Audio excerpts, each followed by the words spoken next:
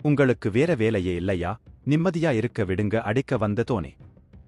என்ன நடந்தது வாங்க பார்க்கலாம். சென்னை சூப்பர் கிங்ஸ் அணியின் கேப்டன் பதவியில் இருந்து தோனி விலகினாலும் கூட அவருக்கு ரசிகர்கள் மத்தியில் இருக்கும் ஈர்ப்பு கொஞ்சமும் குறையவில்லை. இன்னும் அதிகரித்துக் கொண்டேதான் செல்கிறது. அதற்கு எடுத்துக்காட்டாக சேப்பாக்கம் மைதானத்தில் லக்னோ சூப்பர் ஜெயிண்ட்ஸ் அணிக்கு எதிரான போட்டியில் ஒரு சம்பவம் நடந்தது. அப்போது தன்னை திரையில் காட்டிய கேமரா மேனை அடிப்பது போல சைகை செய்தார் தோனி. இந்த போட்டியில் சிஎஸ்கே அணி முதலில் பேட்டிங் செய்தது. அப்போது கடைசி 5 ஓவர்களில் ருதுராஜ் கெக்வாட் மற்றும் சிவம் துபே ஜோடி அதிரடியாக ரன் குவித்தனர். தோனி கடைசி சில ஓவர்களில்தான் பேட்டிங் செய்ய வருவார் என்பதால் ரசிகர்கள் பலர் விக்கெட் விழுந்தால் தோனி பேட்டிங் செய்ய வருவாரா என காத்திருந்தனர்.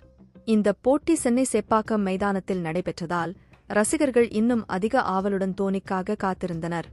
இந்த நிலையில் தோனி அறையில் இருந்ததை கேமரா மேன் பதிவு செய்தார். அது மைதானத்தில் இருந்த பெரிய திரையில் காட்டப்பட்டது. அப்போது ரசிகர்கள் ஆர்ப்பரித்தனர். அதை அடுத்து தோனி தன் கையில் இருந்த பாட்டிலை வைத்து கேமரா மேனை அடிப்பது போல சைகை செய்தார். அந்த காட்சி சமூக வலைதளங்களில் அதிகமாக பகிரப்பட்டது. பின்னர் இந்த போட்டியில் 20வது ஓவரின் கடைசி பந்தில் மட்டுமே பேட்டிங் செய்தார்.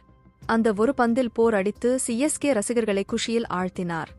இந்த போட்டியில் சிஎஸ்கே அணி 210 ரன்கள் குவித்தது. அடுத்து ஆடிய லக்னோ அணி 6 விக்கெட் வித்தியாசத்தில் வெற்றி பெற்றது. சிஎஸ்கே அணி தோற்றாலும் தோனி பேட்டிங் செய்ததை பார்த்த மகிழ்ச்சியுடன் சிஎஸ்கே ரசிகர்கள் கலைந்து சென்றனர்.